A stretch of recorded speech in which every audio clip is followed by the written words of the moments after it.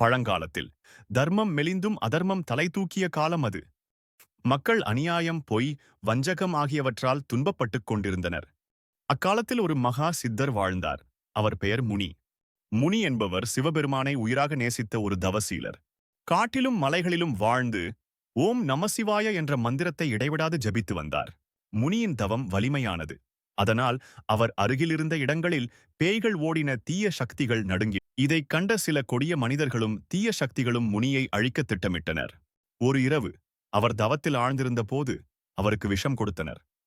முனியின் உடல் மண்ணில் விழுந்தது. ஆனால் அந்த நொடியிலே பூமி நடுங்கியது, வானம் இருண்டது. அந்த தவசீலரின் ஆத்மா நேரடியாக சிவபெருமானின் பாதங்களை அடைந்தது. சிவபெருமான் கூறினார், நீ மனிதராக இருந்தபோதே தர்மத்தை காத்தாய். அந்த நொடியிலே முனியின் ஆத்மா உக்கிர சக்தியாக மாறியது. அவனே முனீஸ்வரன் சாமி.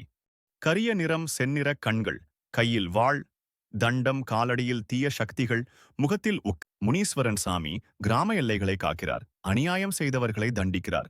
நேர்மையாக வேண்டியவர்களின் வேண்டுதலை நிறைவேற்றுகிறார். பேய், பிசாசு, சூனியம், தீய சக்திகளை அழிக்கிறார். அதனால் மக்கள் அவரை எல்லை காக்கும் தெய்வம், நீதியின் காவலன் என்று அழைத்தனர்.